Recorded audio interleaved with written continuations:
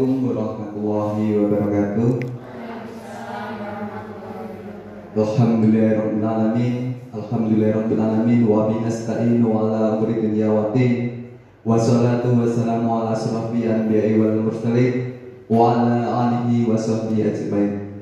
Rabbi israh li sadri wa yassir li amri wahlul 'uqdatam min lisani yafqahu qawli. Amma ba'du.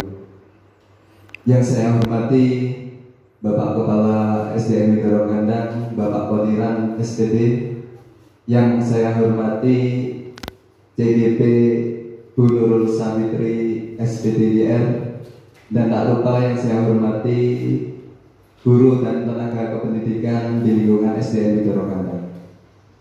Pertama-tama, marilah kita panjatkan puja-puji syukur kita terhadap kehadirat Allah Subhanahu wa Ta'ala, yang mana dengan limpahan rahmat, taufik, hidayah serta inayahnya sehingga kita dapat berkumpul di ruangan ini tanpa ada halangan satu apapun.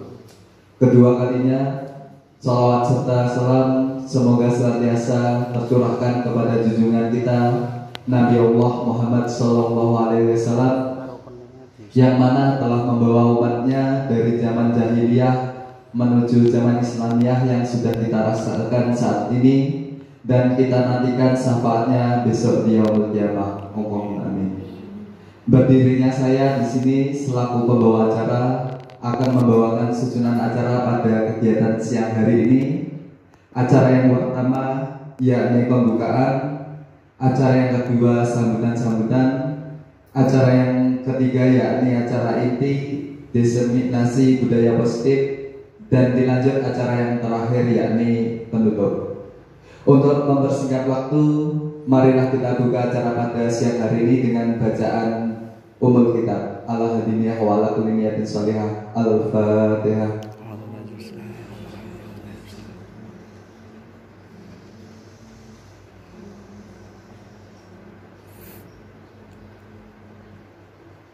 Dilanjut acara yang kedua yakni sambutan-sambutan kepada Bapak Kepala Sekolah SDN Widoro Kandang, Bapak Qadiran SPD.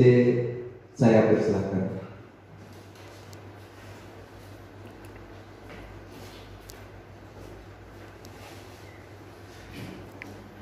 Assalamualaikum warahmatullahi wabarakatuh. Waalaikumsalam. Alhamdulillah rabbil alamin. Salatu wassalamu ala asrofil anbiya'i wal mursalin wa ala alihi wa sahbihi ajmain. Ya la ilaha illallah wa asyhadu anna Muhammadan abduhu wa rasuluh. Pada Bapak dan Ibu guru yang kami hormati, sebelumnya marilah kita memanjatkan syukur alhamdulillah dari Allah Subhanahu wa Ta'ala karena ada limpahan rahmat hidayah dan kiranya pada kesempatan siang yang cerah ini kita semua masih dalam keadaan sehat walafiat, diberi umur panjang dan diberi beberapa kenikmatan yang tiada taranya, sehingga pada siang hari ini kita bersama dapat berkumpul di ruang kelas ini dalam acara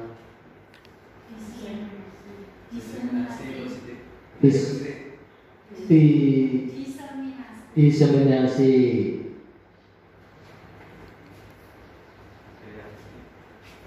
aksi nyata diseminasi dari teman kita yaitu Bu Nurul Samitri SPD BR dalam keadaan sehat walafiat. Selawat serta salam senantiasa kita haturkan kepada junjungan kita, pada panutan kita Nabi Muhammad SAW yang telah kita nantikan syafaatnya di yaumul qiyamah. Amin. Bapak Ibu yang kami hormati, pada kesempatan yang cerah ini saya mengucapkan terima kasih kepada Bu Nurul dalam acara ini, yang mudah-mudahan kedepannya yang ikut dari CGP, proses CGP ya, mudah-mudahan sangat berdampak kepada SDN Widoro Kandang, dan nanti mudah-mudahan dapat menular kepada Bapak Ibu yang lain. Walaupun nanti kedepannya itu ada istilahnya suka dukanya, tidak mungkin kalau kita itu ingin mempunyai cita-cita yang luhur, mempunyai cita-cita yang istilahnya beberapa hal yang dapat memajukan ke SDG kita ya, berdampak kepada anak-anak kita, itu tentunya banyak hal-hal yang menjadi sandungan.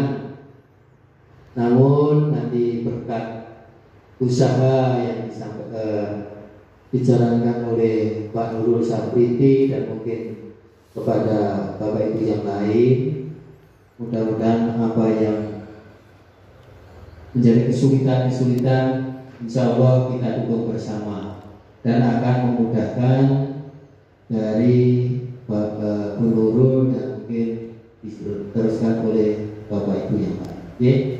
Kami sebagai kepala sekolah tetap mendukung apa-apa yang menjadi cita-cita, menjadi program dari Bapak Ibu sekalian demi kemajuan SDN Widrobanda.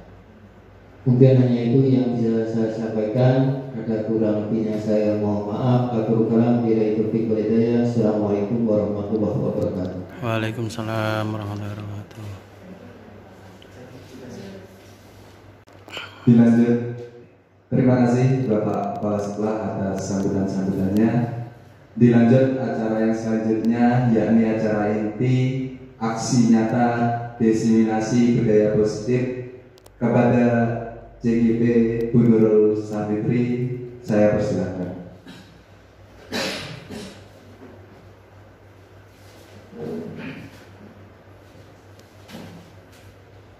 Assalamualaikum warahmatullahi wabarakatuh. Selamat siang Bapak Ibu guru hebat. Kita di sini untuk belajar bersama-sama ya, karena saya juga belum mampu. Ini hanya sekedar berbagi praktik baik saja deh. Untuk mukadimah ikut MC, kita lanjutkan. Hari ini kita akan membahas tentang budaya disiplin positif yang ada di sekolah kita tercinta SDN Widrokandang. Kenalkan ya Bapak Ibu, ini adalah foto saya dan teman-teman seangkatan saya waktu loka orientasi. Alhamdulillah saya merupakan salah satu CGP angkatan 11 dari Kabupaten Magetan. Nah, sebelum kita mulai diseminasi pagi hari ini, kita akan membuat kesepakatan kelas. Kesepakatan kelas ini akan kita taati sampai acara ini berakhir. Misal saya kasih satu contoh, selama kegiatan HP di silent. Mungkin ada tambahan lagi, silakan tuliskan di kertas kuning, kemudian kita tempel di sini.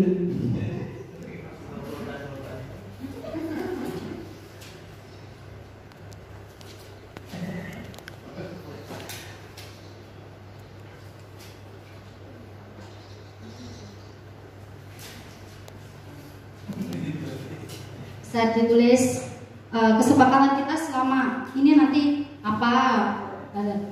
Terus misal kalau ada yang berkata bagaimana begitu, jadi dari awal sampai akhir bisa kita terapkan bersama-sama.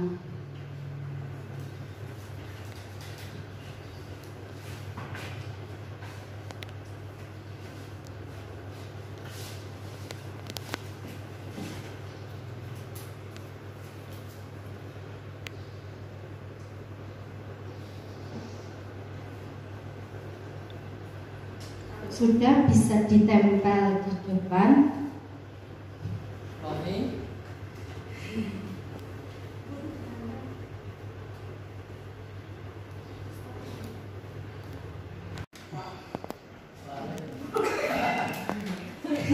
Ya gak apa-apa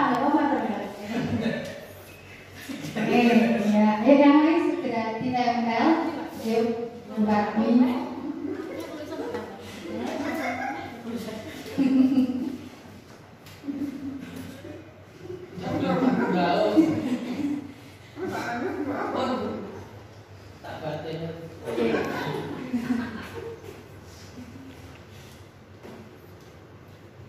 Oke, sambil kita bacakan ya. Yang pertama adalah memperhatikan materi yang disampaikan. Jadi nanti kita sepakat ya bakal memperhatikan materinya dari awal sampai akhir. Ya, terus yang kedua, tidak boleh menyela pembicaraan narasumber ketika memaparkan materi. Sepakat? Sepakat.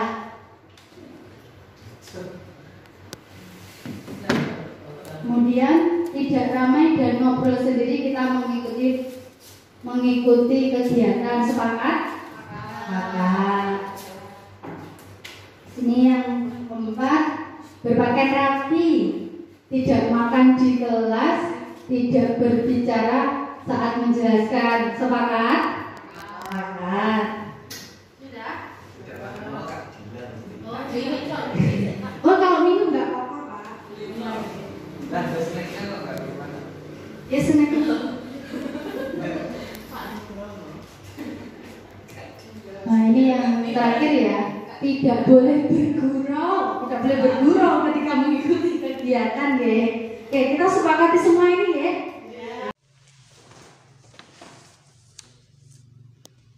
Nah, alhamdulillah kita lanjut. Nah, ini ada pertanyaan, Bapak Ibu tinggal menjawab setuju atau tidak beserta alasannya. Nanti yang bisa langsung angkat tangan ya, beserta alasannya. Yang pertama, hukuman dapat mendisiplinkan anak, setuju apa tidak? Bu Yuni, jadi ini. Terima kasih.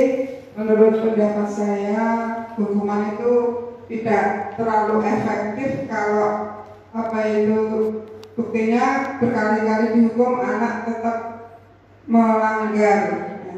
Jadi mungkin ada solusi lain nanti. Terima kasih. Berarti tidak setuju ya?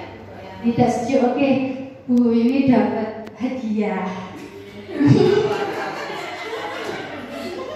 Terima kasih. Oke, belum Pak. Belum ya. Lanjut ya. Pertanyaan yang kedua.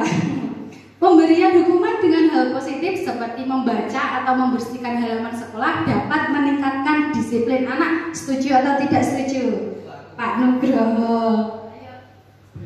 Oke, terima kasih atas waktunya. Jadi menyambung yang sudah disampaikan Bu Yuni tadi, untuk pertanyaan nomor 1 dan 2 itu hampir sama. Seharusnya ada jadi satu gitu. Yang hukuman mendisiplinkan anak itu setuju karena dapat memberikan efek jera. Tetapi hukumannya seperti apa itu yang menjadi persoalan yang perlu kita bahas bersama-sama. Apakah dengan membaca atau anak diberi kegiatan yang sifatnya positif, bukan dihukum yang kayak bisik ataupun dijewet dan lain sebagainya. Karena untuk pembelajaran abad 21 saat ini sudah tidak relevan dengan yang seperti dahulu, Kak.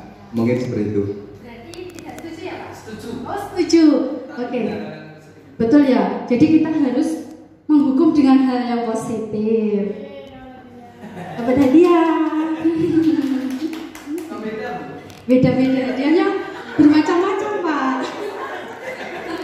Oke, sekarang pertanyaan ketiga. Memberi penghargaan dapat meningkatkan motivasi belajar anak. Ayo, oke Bu Dila. Oke, terima kasih.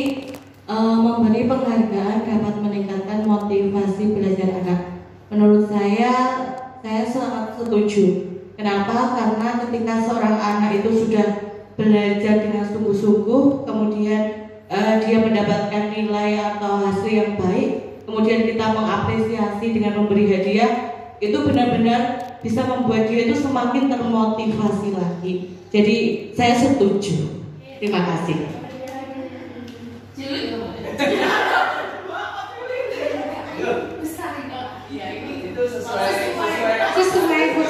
Terima kasih Bu Dila. Kita setuju ya kalau memberi penghargaan itu dapat meningkatkan motivasi anak. Nah, kira-kira tujuan diseminasi saya hari ini itu apa sih? Nah, kita akan mempelajari ini ya. Yang pertama adalah disiplin positif dan nilai-nilai kebajikan universal. Yang kedua, teori motivasi, hukuman, penghargaan, restitusi. Yang ketiga, keyakinan kelas. Yang keempat, kebutuhan dasar manusia. Yang kelima, restitusi 5 posisi kontrol. Dan yang terakhir, restitusi segitiga restitusi. Nah, sebelum kita mulai lebih jauh lagi, mari kita berdiri semua terlebih dahulu ya.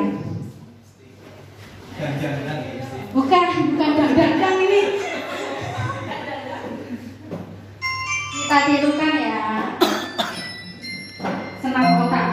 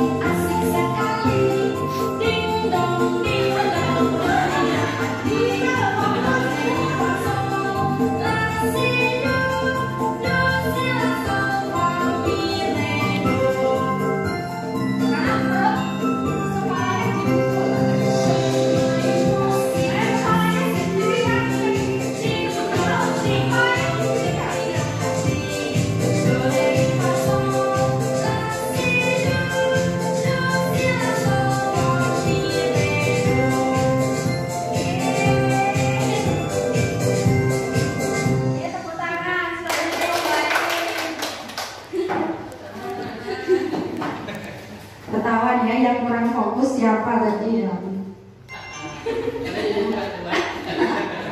Ya, selanjutnya pengertian dari disiplin positif. Sebenarnya apa yang dimaksud disiplin positif yang selalu digembar-gemborkan itu ya?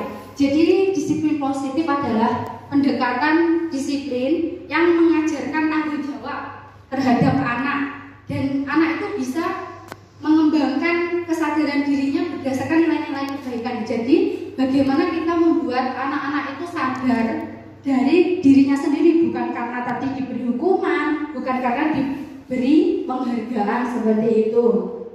Nah, dengan disiplin siswa dapat memahami dan menyadari tindakan mereka berdasarkan motivasi internal, motivasi yang dari dalam dirinya.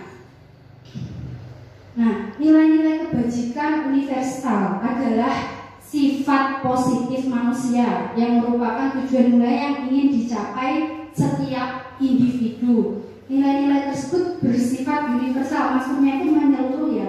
Jadi bisa dari lintas bahasa, bangsa, agama maupun latar belakang yang lain. Nah, menurut Dr. William Blaser, ada teori kontrol, setiap perilaku atau perbuatan pasti memiliki suatu tujuan. Tidak mungkin kalau kita mau berjalan ke sana nggak ada tujuannya, pasti ada tujuannya. Terus kemudian dengan menggiatkan nilai kebajikan yang diyakini seseorang, maka motivasi intrinsiknya pun akan terbangun sesuai dengan tujuan mulia yang diinginkan. Nah, sekarang nilai-nilai positif itu apa? Nah, nilai positif itu yang sudah kita sepakati bersama.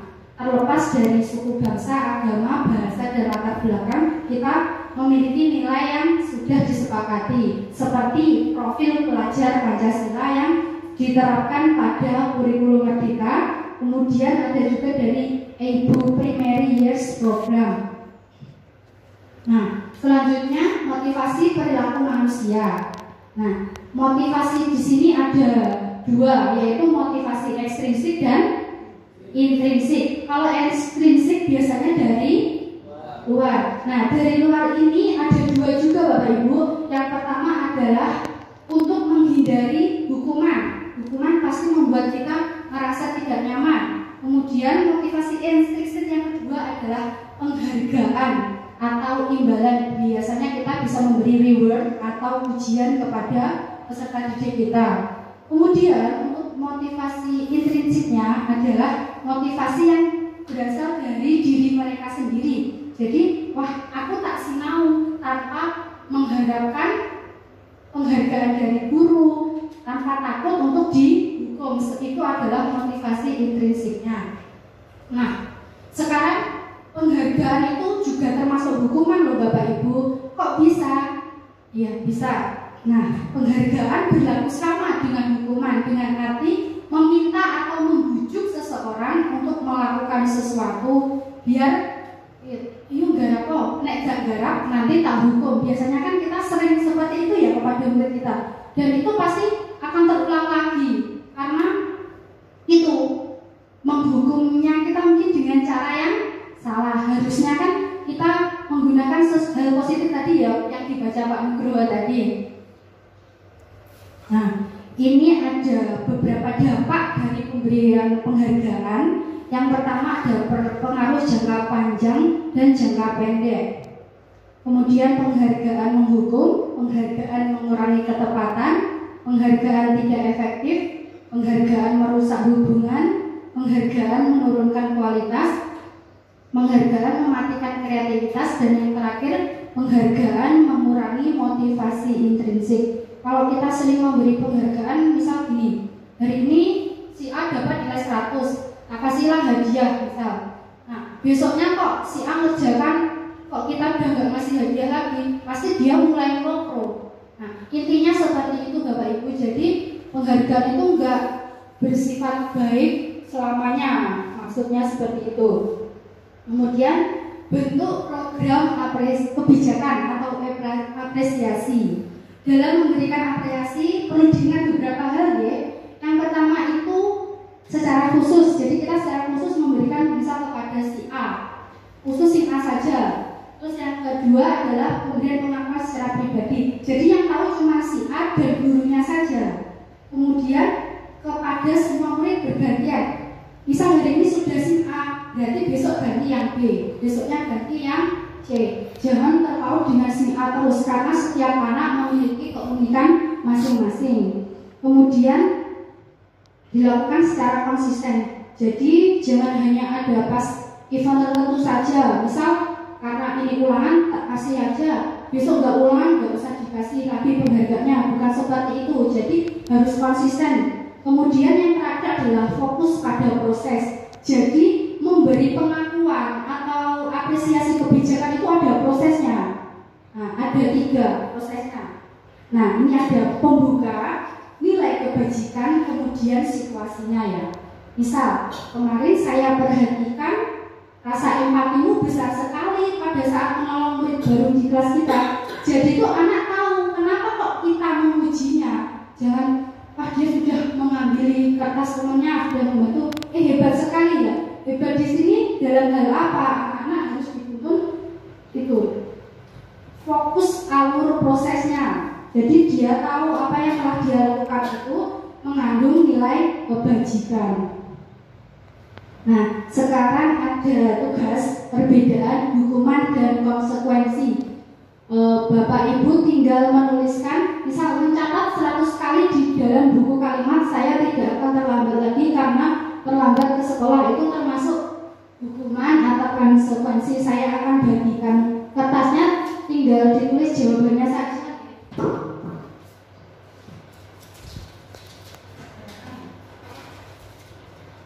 Misal 1 hukuman, 2 konsekuensi, 3 hukuman, seperti itu saja.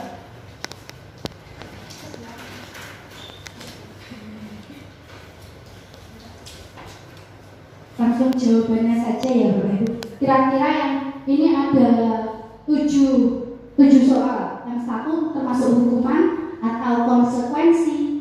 Lari mengelilingi termasuk hukuman atau konsekuensi.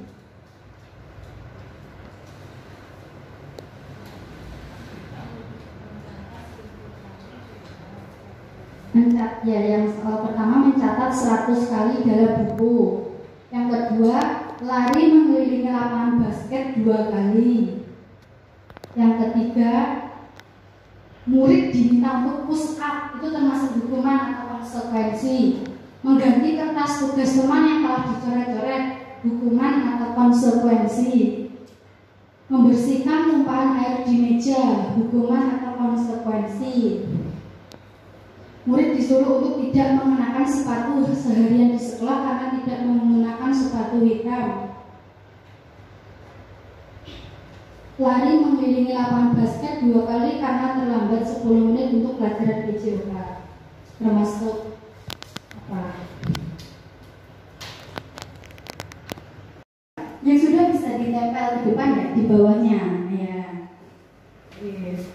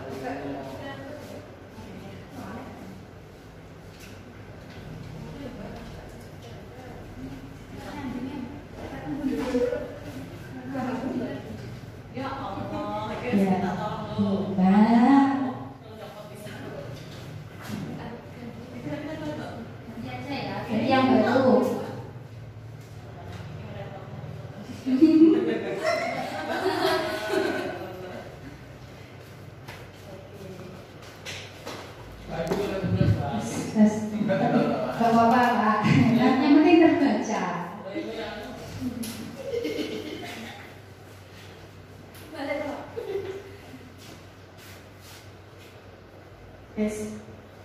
Sudah semua ya. Sekarang kita koreksi sama-sama. Apakah sama jawabannya ya? Oke. Coba kita cek sama anak bawahnya. Rudi gak ada namanya. Apa?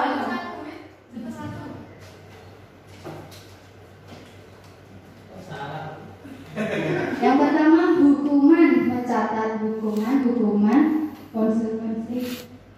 konsekuensi.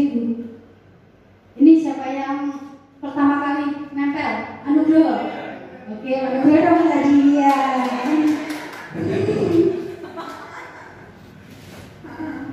Tapi panjang.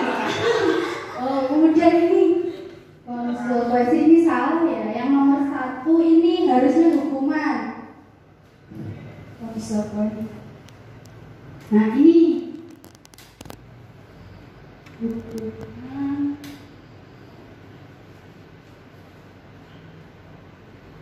Oh ya betul, cuma Pak Nugroho saja. Kita tahu karena bukan Pak Nugroho ya.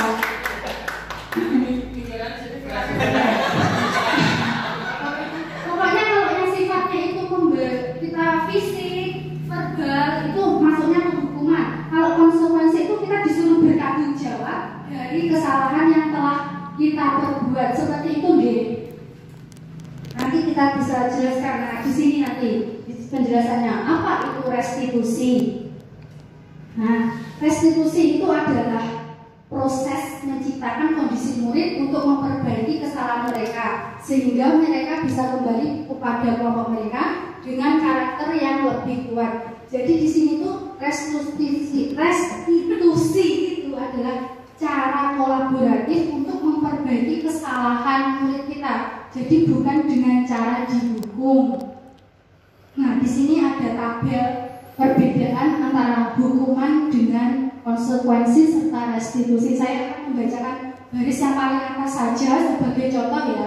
Jadi kalau hukuman itu sesuatu yang menyakitkan harus terjadi. Jadi misal harus berlari lapangan 3 kali. Saya dulu waktu SMP pernah terlambat ke sekolah naik sepeda. Terus saya itu dihukum muteri satu sekolahan sepedanya harus dituntun. Saya itu malu sampai teringat sampai detik ini. Nah, itu menyakitkan.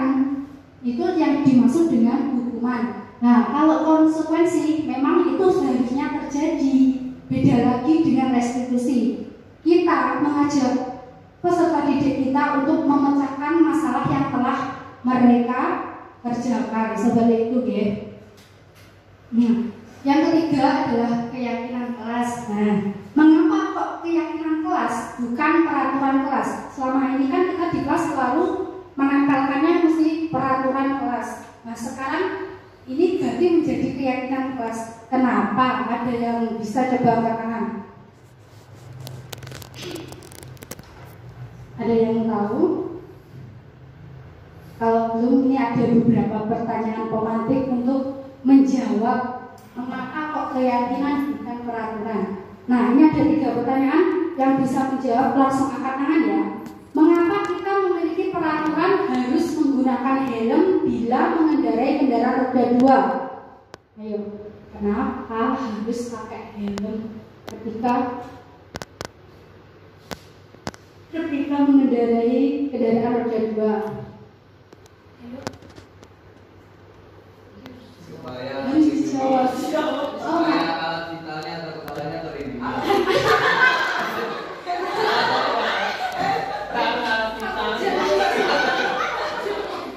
Tapi alat vitalnya bisa.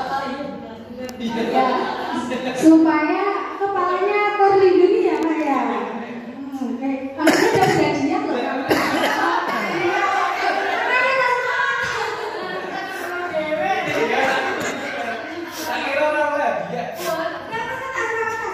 Yang kedua, mengapa kita memiliki peraturan 3M, menggunakan masker, mencuci tangan, dan menjaga jarak 1,5 meter?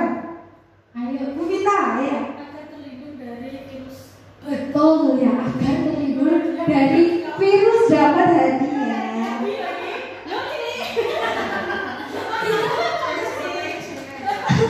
Oke, pertanyaan terakhir. Mengapa kita memiliki peraturan harus datang tepat waktu pada saat mengikuti pelatihan? Oke, Bu Yuni. Ketinggalan informasi. Betul, agar kita tidak ketinggalan informasi. Ya, ini hadiahnya ya. Nah, jadi dari sini jelas ya, ini merupakan peraturan-peraturan yang harus kita taati. Nah, ini yang membuat kita apa bukan? Kita sendiri atau orang lain yang membuat peraturan ini? Nah, orang lain ya. Jadi begini loh Bapak Ibu, kalau keyakinan kelas itu yang membuat bersama-sama. Jadi kita bersama murid bersama-sama membuat peraturan yang disebut keyakinan kelas. Kalau cuma peraturan kok yang membuat itu hanya guru saja tanpa melibatkan murid. Seperti peraturan pakai helm. Ini kan yang membuat pemerintah, bukan kita. Nah, kita ada aja nggak helman ya kan? Nah, seperti itu perbedaannya. Nah, ini ada suatu lingkaran di mana peraturan kelas itu yang paling kecil. Berarti yang mendasari dari keyakinan kelas itu adalah dari peraturan kelas tersebut. Peraturan kelas itu kita ubah kata-katanya menjadi suatu keyakinan. Kemudian dari keyakinan itu akan menimbulkan lingkungan yang positif. Nah, lingkungan positif ini akan mengembang menjadi budaya positif di sekolah kita. Nah, saya akan menyampaikan beberapa prosedur pembentukan keyakinan kelas. Nah, yang pertama kita mengajak anak-anak untuk berpendapat. Ayo, peraturan apa yang sebaiknya ada di kelas kita? Kemudian, kita menuliskan, misal kita tidak boleh berlarian di dalam kelas saat pelajaran, tidak boleh berbicara sendiri, seperti itu. Kemudian kata tidak, kata jangan itu termasuk negatif apa positif? Negatif. Sekarang positifnya seperti apa? Misalnya, jangan berlari di dalam kelas.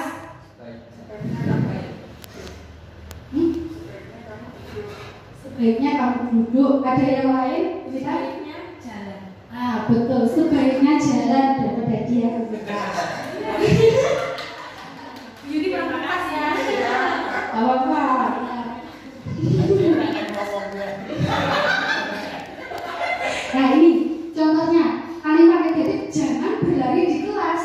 kalimat positifnya menjadi berjalanlah di kelas. Misal, tidak boleh buang sampah sembarangan. Kalimat positifnya apa? Bila betul, Bu Vita lagi yang jawab. Kita mulai. Oke, lanjut ya yang keempat.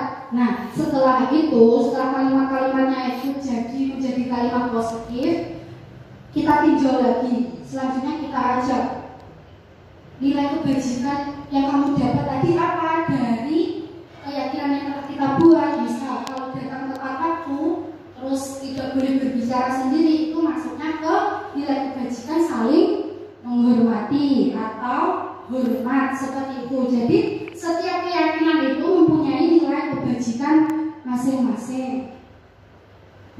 Bapak Ibu sudah kemana-mana ya pikirannya. Sekarang saya minta untuk berdiri lagi biar pikirannya nggak sepanuh.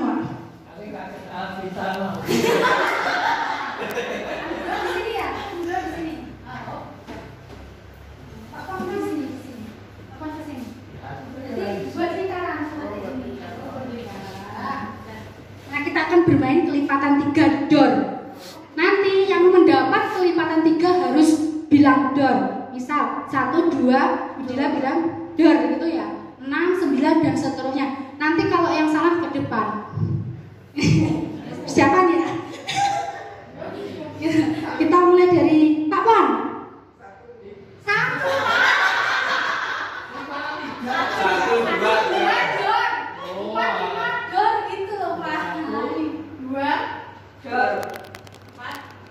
1, 7, 8, 9. Oke, bukan maju ke depan, silakan duduk. Jangan duduk ya. Jadi aku dia. Enggak. Bukan sekarang saya punya pertanyaan ya. Misal jangan bermain air di halaman. Kalimat positifnya apa, Bupat?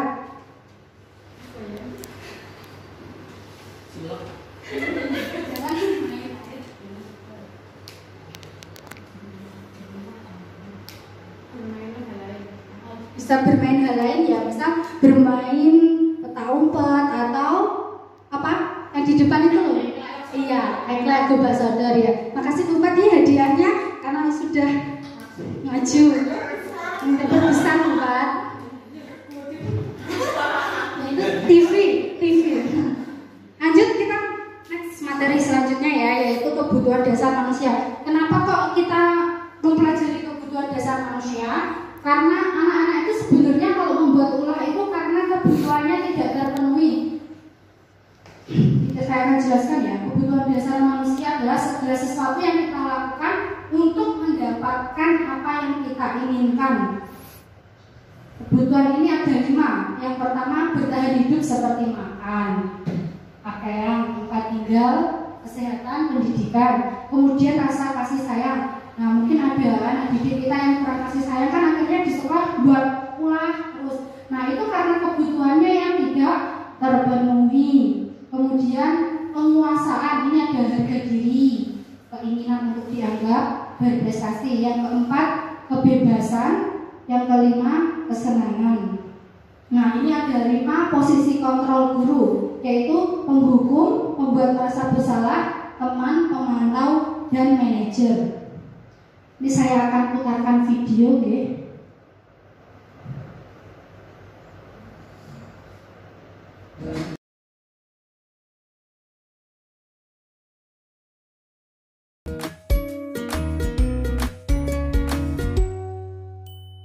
Salam bahagia Ibu dan Bapak guru hebat. Dalam penerapan disiplin positif restitusi, salah satu program yang dikembangkan adalah 5 posisi kontrol. 5 posisi kontrol dalam restitusi adalah proses perjalanan seorang pendidik agar dapat mengenali dirinya. Pada video kali ini, kita akan membahas tentang 5 posisi kontrol yang dikembangkan oleh Diane Goosen dan contoh penerapannya.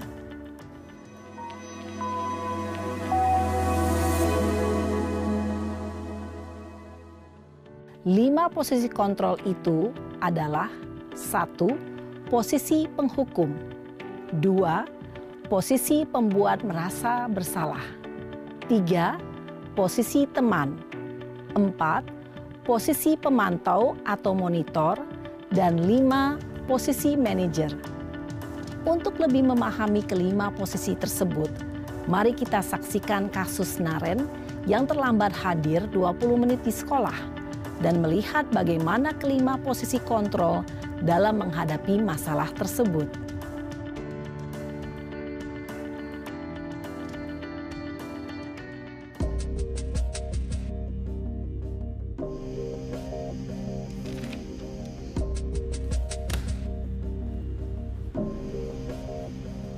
Naren! Sini kamu! Selamat pagi, Bu.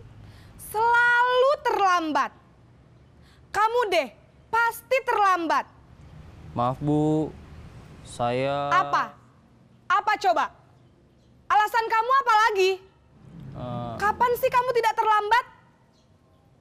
Malas sekali ya kamu jadi anak. Saya... Dasar pemalas. Gak kapok-kapok sih kamu. Sudah berapa kali terlambat? Sana, kamu keliling lapangan basket 2 kali. Kenapa saya harus keliling lapangan basket, Bu? Kenapa? Kamu mau lawan ibu? Berani-beraninya jawab. Sudah terlambat, masih berani jawab pula. Sekarang, keliling lapangan basket 5 kali sekalian. Biar kapok. Cepat! Pergi sana ke lapangan basket. Posisi penghukum biasanya berbicara dengan nada tinggi, menghardik, menunjuk-nunjuk, menyakiti, dan menyindir. Hukuman bisa berupa fisik maupun psikis. Ibu dan bapak guru hebat. Dampak yang terjadi pada murid ketika guru berada pada posisi penghukum adalah murid cenderung akan memberontak, bahkan menyimpan dendam.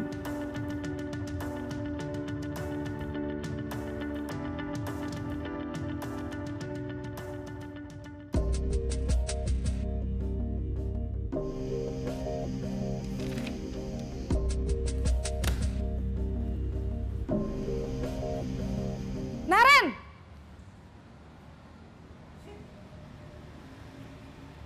Selamat pagi, Bu.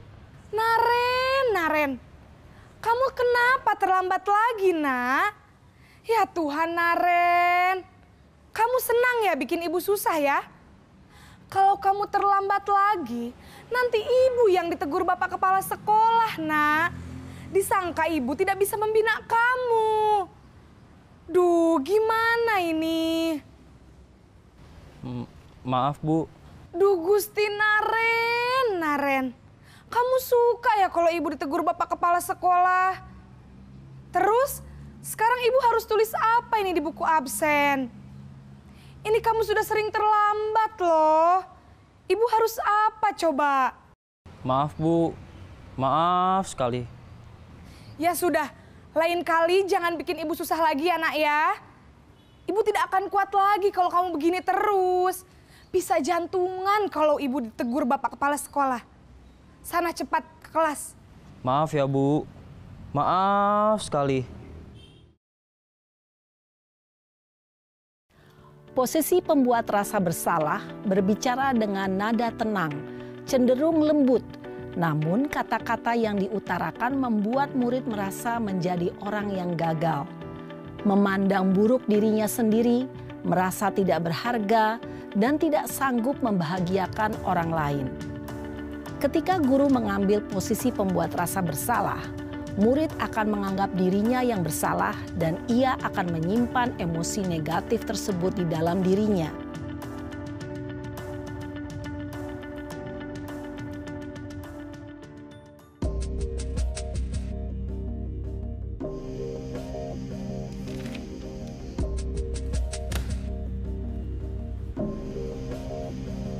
Naren!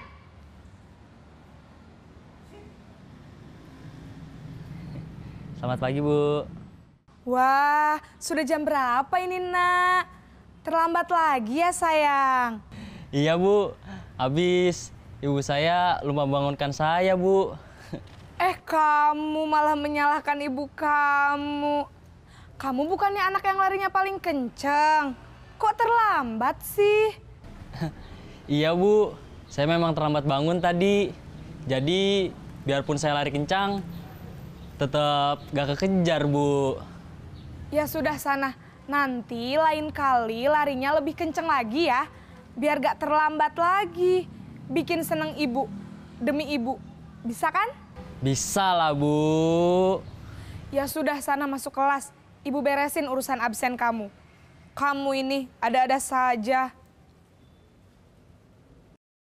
Dalam posisi teman, guru berbicara dengan nada suara ramah, akrab, cenderung bersenda gurau untuk menjaga suasana tetap santai. Murid akan merasa senang, aman, dan akrab dengan guru. Identitas yang tercipta adalah identitas sukses atau berhasil. Namun, perlu diingat, karena ini masih dorongan eksternal, maka ada faktor ketergantungan dari murid kepada orang tertentu. Di sini, guru absennya, sehingga di lain waktu, murid bisa berperilaku baik, namun hanya kepada orang-orang tertentu saja.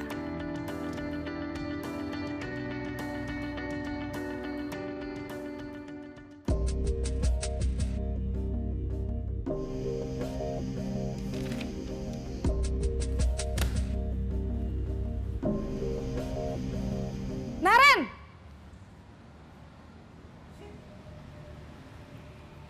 Selamat pagi, Bu. Naren, apa peraturan sekolah kita tentang jam berapa kita harus masuk sekolah, nak? Kita harus di sekolah jam 7, Bu. Iya, betul. Sekarang sudah jam 7.20. Naren sudah tahu konsekuensinya jika terlambat hadir. Paham, Bu. Saya harus tinggal kelas pas jam istirahat selama 20 menit. Iya, benar. Konsekuensinya demikian. Jadi nanti jam 9.30 pas istirahat, kamu harus tinggal di kelas, kerjakan tugas tambahan untuk ketertinggalan kamu, ya? Baik, Bu. Posisi pemantau mengandalkan penghitungan atau data untuk mengontrol murid. Guru mengarahkan murid berdasarkan peraturan dan konsekuensi. Seorang pemantau menunjukkan bahasa tubuh dan ekspresi wajah yang datar dan cenderung formal.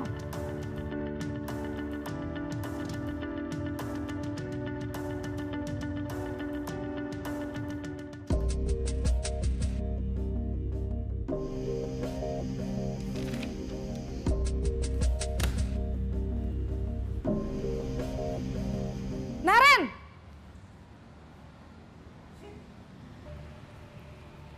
Selamat pagi, Bu. Selamat pagi, Naren. Maaf, Bu. Saya terlambat. Iya, sekolah masuknya jam 7, sekarang sudah jam 7.20. Jadi sekarang bagaimana ini, Naren? Maaf, Bu. Saya lupa setel alarm saya semalam. Baiklah, menurut kamu, keyakinan sekolah yang mana yang perlu kamu tingkatkan? Menghargai diri sendiri dan orang lain mungkin ya, Bu. Setuju.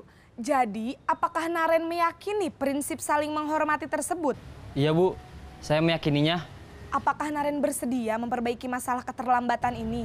Bersedia, Bu. Bagaimana kamu akan perbaiki masalah keterlambatan ini? Saya akan coba untuk tidak lupa menyetel alarm saya, Bu. Baik, kalau Naren lupa menyetel alarm di rumah, ada orang yang kira-kira bisa bantu mengingatkan tidak? Ada, Bu. Kakak saya, Kak Ema. Ada lagi selain Kak Ema? Selain Kak Ema, ada ibu saya. Baik, jadi yang mengingatkan Naren adalah Kak Ema dan ibu kamu ya? Kira-kira akan mulai setel alarm kapan nih, Naren? Setelah pulang sekolah, akan segera saya lakukan.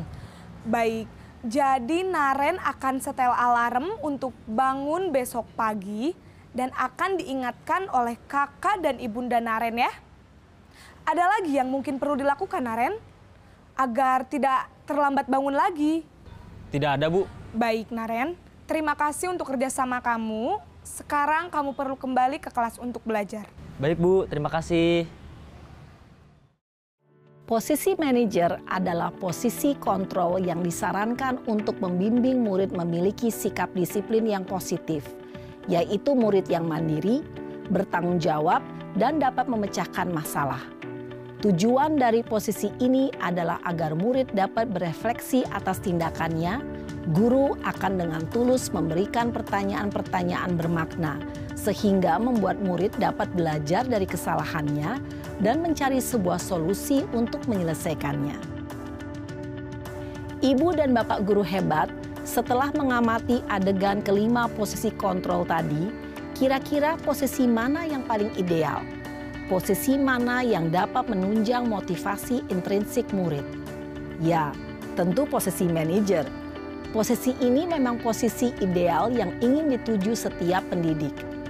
Pada posisi inilah, guru dapat menerapkan disiplin positif yang berpihak pada murid, yang memerdekakan murid. Perjalanan seorang pendidik tentunya tidak mudah untuk sampai pada posisi seorang manajer. Namun, tujuan kita pasti, yaitu menciptakan murid-murid yang mandiri, merdeka, dan bertanggung jawab.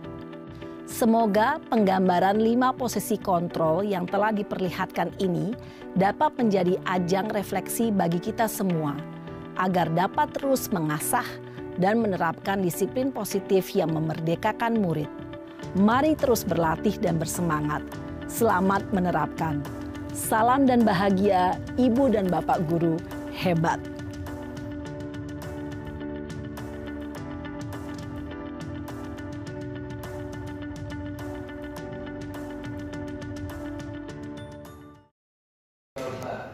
Berubah-ubah ya, kayak cuman ya. Ya. Menyesuaikan dengan kondisi di lapangan, seperti itu Pak. Tapi kita paling sering pakai yang mana Bapak Ibu? Iya, kita sering menghukum ya. Jadi kita mari sama-sama menuju ke posisi manajer ya Bapak Ibu ya. Kita saling belajar. Nah, ini ada materi terakhir yaitu segitiga restitusi. Yang pertama adalah menstabilkan identitas, yang kedua validasi tindakan yang salah, dan yang ketiga menanyakan keyakinan. Nah, menstabilkan identitas ini adalah menggeser identitas gagal ke identitas sukses. Yang kedua, validasi tindakan yang salah, yaitu bergeser dari pemikiran stimulus respon menjadi proaktif, dan yang terakhir adalah menanyakan keyakinan. Jadi murid akan diberikan pertanyaan-pertanyaan tadi Naren. Jadi Naren, di mana usaha kamu supaya tidak terlambat lagi? Nah, jadi guru itu mengajak muridnya untuk memecahkan masalahnya sendiri. Kemudian Naren akhirnya menemukan cara dia menyetel alarm. Kemudian meminta tolong kakak dan ibunya untuk membangunkan. Jadi posisi manajer itu menggunakan segitiga restitusi tadi ya Bapak Ibu. Nah, ini ada contoh kasus penerapan segitiga restitusi. Naomi tanpa sengaja menyobek buku catatan milik Risma. Saat itu Risma belum selesai mencatat materi di papan tulis yang tinggal beberapa baris saja. Karena Naomi belum selesai menulis dan tertinggal banyak catatannya, dia menarik buku Risma secara paksa. Terjadilah keributan di antara mereka berdua. Bu Nurul yang mengetahui hal tersebut melerai mereka berdua, kemudian memanggil Naomi ke kantor. Nah, jadi di sini yang menurut panjenengan yang salah siapa di sini? Naomi atau Risma? Naomi. Kenapa kok Naomi harus nyobek buku catatan milik Risma seperti itu? Ini setelah ini akan ada video cara menangani kasusnya.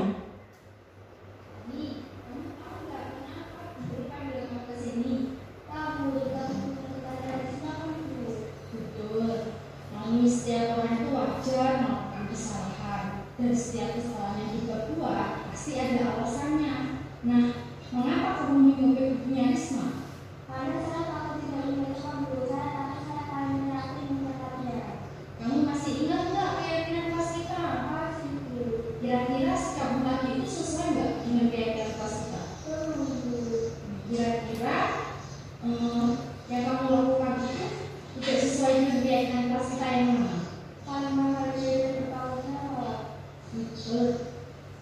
sekarang langkah apa yang kamu ambil untuk menyelesaikan masalah ini? Yang pertama saya akan mencoba sebagai yang kedua saya akan memperbaiki sebagai Islam. Dan yang ketiga saya akan berusaha menunjukkan dalam guru. Baik Naomi, boleh apresiasi jawaban kamu dan juga sudah melakukannya. Ya Bu. Silakan kembali ke kelas. Terima kasih. Nah, Bapak Ibu, itu adalah sedikit contoh penerapan segitiga restitusi dalam menyelesaikan masalah dengan peserta didik kita. Nah, ini sudah sampai kita di penutup. Nah, jadi kesimpulan pembelajaran kita hari ini adalah disiplin positif. Dalam menerapkannya, guru harus memiliki standar kepribadian, profesional, dan sosial yang baik, di mana guru itu mampu mencontohkan dirinya dalam posisi kontrol saat ini. Jadi, guru harus bisa menjadi manajer yang menuntut murid-muridnya menjadi insan yang mandiri, merdeka, dan bertanggung jawab. Bapak Ibu, saya punya pantun, tolong dikasih catat ya. Belum Pak. Hari Senin ke Kota Tua. Naik kuda membawa pepaya. Terima kasih hadirin semua sudah berkenan mendengar saya. Oke, ini karena durasinya masih banyak, saya mau kasih pertanyaan ya. Banyak banget loh. Ya. Tadi kan ada 5 kebutuhan dasar manusia, tolong sebutkan 3 saja Bapak Ibu yang ingat. Satu. Oke, ya 1 ya apa, tapi yang lain boleh melengkapi. Bertahan hidup boleh. Oke, yang kecil yang besar Pak? Ini ya, besar. Ya, enggak belum. Apa? Tidak. Iya, kasih sayang, betul. Jawabannya apa? Bertahan hidup. Terus kasih sayang. Tempat tinggal. Ya, tempat tinggal masuk ke bertahan hidup ya. Oke, terus panjang. Ya.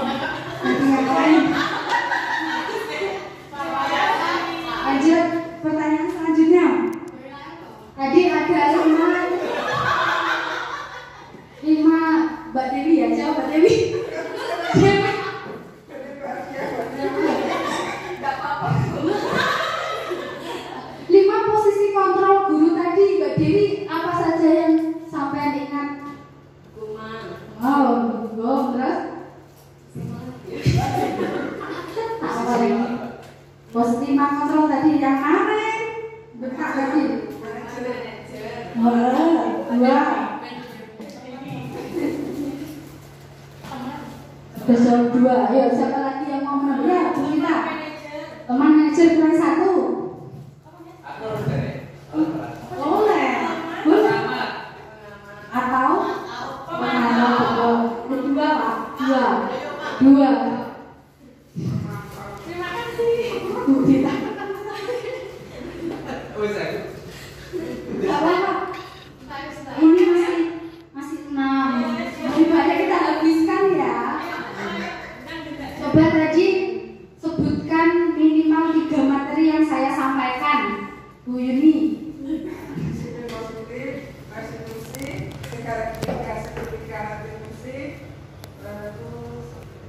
Satu. Keyakinan apa? Kelas. Iya betul. Selamat Bu Yuni.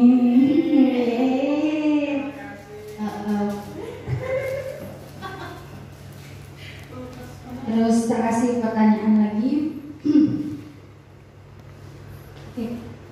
Kenapa? Apa bedanya keyakinan kelas dengan peraturan kelas tadi? Oke, Bujira. Kalau peraturan itu yang membuat hanya satu pihak saja. Kalau keyakinan dibuat oleh 2 pihak, maksudnya kalau ya sama-sama. Sip, berarti Bujira mendengarkan ya. Jadi mendengar. Gampang. Oh Pak, itu ya. Terus Bapak Ibu, terus pertanyaan selanjutnya, sebutkan budaya positif yang ada di sekolah kita itu apa aja? Budaya positif yang ada. Bu Yuni? Kebiasaan sholat duha tiap hari Jumat. Betul. Kebiasaan sholat duha berjamaah. Betul. Membaca asmaul-husna mulai. Bu yang ada bantu? Senang.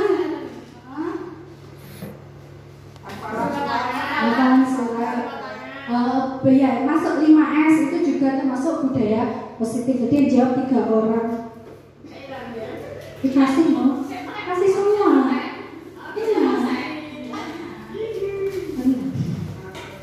Iya. Baik, ini karena 31 ini saya akan kasih apa ya enaknya ya?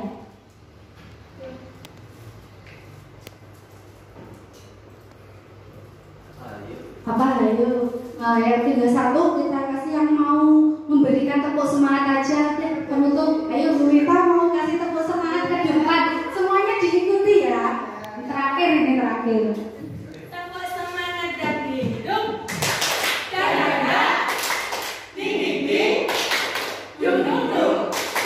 Dadada, ding ding ding, dung dung dung. Aha aha ha, aha aha ha, aha aha semangat. Oke, terima kasih Bu Rita, ini hadiahnya terakhir ya. Oke, terima kasih Bapak Ibu guru hebat yang telah menghadiri diseminasi budaya positif saya pada siang hari ini. Semoga bermanfaat untuk kita semua. Mari kita belajar bersama-sama ya. Terus jika ada kurang lebihnya saya mohon maaf. Wabillahi taufiq wal hidayah. Wassalamualaikum warahmatullahi wabarakatuh. Waalaikumsalam.